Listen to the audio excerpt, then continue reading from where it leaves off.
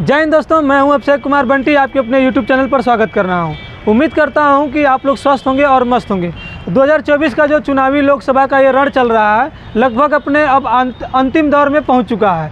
पहली तारीख को जो है आखिरी चरण का मतदान या यूँ कहें 7वें चरण का मतदान कंप्लीट करा लिया जाएगा और जो मतदाता जो है अपना मत दिए हुए हैं 4 जून को EVM खोले जाएंगे और भविष्य ये तय कर लिया जाएगा कि कौन सी सीट से जो है कौन सा सांसद चुनकर संसद भवन में पहुंच रहा है, या फिर यूँ कहें कि देश में जो है नरेंद्र मोदी जी की यथावत अपनी सरकार बनाने में कामयाब रहते हैं या फिर बचाने में कामयाब रहते हैं, या फिर राहुल गांधी कहें या फिर अखिलेश यादव जी कहें अपनी सरकार बना लेते हैं। इस वीडियो में हम लोग बात करने वाले हैं देवरिया लोकसभा सीट के बारे में। दोस्तों, देवरिया लोकसभा सीट या फिर देवरिया ज़िले का जब भी नाम आता है तो एक नाम याद आता है, सबसे पहले वो देवराहा बाबा जी का नाम आता है।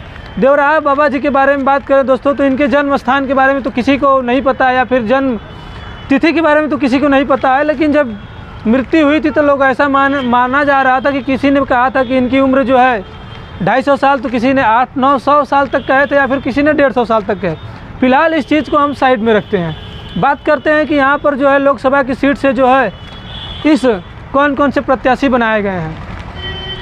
सबसे पहले बात करें तो इंडियन नेशनल कांग्रेस के जो प्रत्याशी हैं, जो इंडिया गठबंधन है, यहाँ पर जो है इंडिया गठबंधन ये सीट कांग्रेस को मिली हुई है, तो यहाँ से कांग्रेस के जो प्रत्याशी हैं अखिलेश प्रताप सिंह जी बनाए गए हैं। अखिलेश प्रताप सिंह जी के बारे में बात करें दोस्तों तो ये आप लोग टीवी के माध्यम से किसी न्यूज़ चैनल के माध्यम से ज़रूर इन्हें देखे होंगे। ये प्रवक्ता भी वर्तमान में हैं कांग्रेस के, और हमेशा जो है अपनी पार्टी का मुद्दा जो है बखूबी बहुत मजबूती के साथ उठाते रहते हैं। और इंटरेस्टिंग बात यह है कि जब बात यहाँ की सीट के बारे में आया है, देवरिया सीट के बारे में, तो ऐसा माना जाता है कि जब कांग्रेस का जो चुनाव चिन्ह है ये ऐसे हाथ करके वो देवराहा बाबा जी के ही आशीर्वाद से उन्हीं के हाथ को माना जाता है। तो एक छोटा सा इंटरेस्टेड ये टॉपिक था, या फिर यूँ कहें जानना ज़रूरी होता है लोगों को, तो मैंने सोचा कि आप लोगों को ज़रूर बताना चाहिए। एनडीए के प्रत्याशी जो हैं शशांक मणि त्रिपाठी जी हैं, और बीएसपी के जो है संदेश यादव जी यहाँ से प्रत्याशी बनाए गए हैं। अब बहुजन समाज पार्टी ने संदेश यादव जी को यहाँ से जब प्रत्याशी बनाया तो विशेषज्ञों का या फिर विपक्ष पार्टियों का ऐसा ये भी मानना है कि कहीं ना कहीं बहुजन समाज पार्टी जो है बीजेपी से मिली हुई है, और यादव वोटर का जो है काटने के लिए संदेश यादव जी को यहाँ पर बहन कुमारी मायावती जी ने टिकट दिया हुआ है। फिलहाल अंदर की क्या बातें हैं या फिर क्या नहीं है वो तो बड़े स्तर के लोग ही जानते हैं, बड़े स्तर के नेता ही जानते हैं।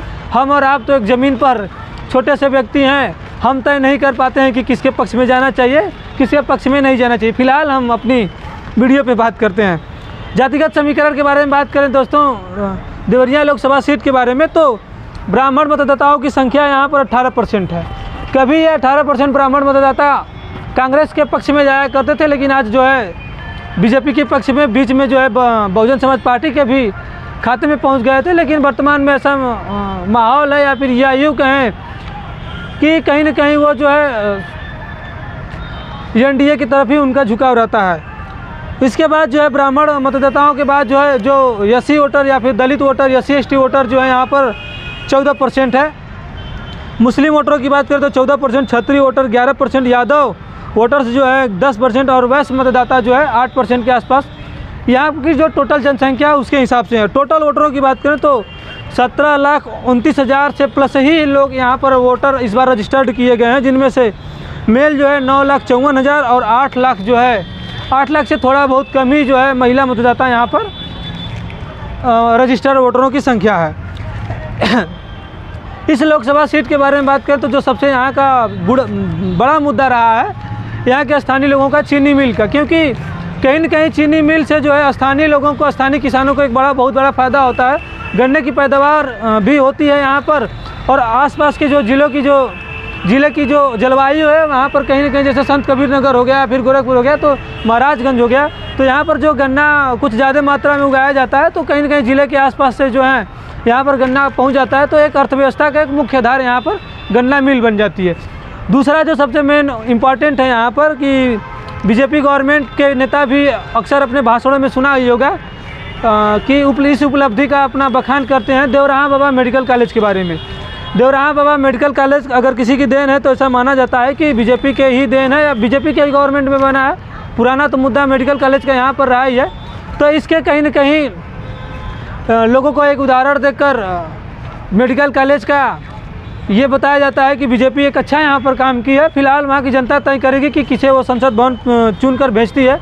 अखिलेश प्रताप सिंह जी जाते हैं या फिर शशांक मणि त्रिपाठी जाते हैं या फिर संदेश यादव जी जाते हैं। संदेश यादव जी अन्य दो प्रत्याशियों के मुकाबले अगर देखा जाए तो विशेषज्ञों का ये मानना है कि थोड़ा सा ये प्रत्याशी कमज़ोर लग रहे हैं अन्य के अपेक्षा। वहीं जो सीधी सीधम फाइट है शशांक मणि त्रिपाठी जी और अखिलेश प्रताप सिंह जी के बारे में, और इनमें से जो अगर किसी के ज़्यादा अगर देखा जाए तो कहीं ना कहीं ऐसा लग रहा है कि अखिलेश प्रताप सिंह जो है हो सकता है यहाँ से चुनाव जीत जाएं, क्योंकि कहीं ना कहीं बीजेपी के खिलाफ जो है नाराज़गी तो पहले से ही रही है मतदाताओं की इस पूरे लोकसभा की सीट पर, खासतौर से राजपूत वोटरों की अनदेखी केंद्र के माध्यम से। तमाम सारे जो मैटर हैं या फिर मुद्दे हैं स्थानीय लोगों के पास है, उस हिसाब से जो है 1 तारीख को ये तय करेंगे कि यहाँ से जो है संसद कौन चुनकर जाएगा। फिलहाल आप हमारे वीडियो में बने हैं तो उम्मीद करता हूँ कि वीडियो पसंद आया होगा। थोड़ी बहुत हमारी कमियाँ रहती हैं वीडियो में, कमियों के साथ हमें स्वीकार करें। आगे जल्द से जल्द जो है जो कमियाँ हैं हमें बताते रहें और बहुत जल्द इस सुधार के माध्यम से हम आप लोगों के साथ निरंतरता के साथ जुड़े रहेंगे। चलिए अब मिलते हैं अगले वीडियो में, तब तक के लिए जय हिंद जय भारत।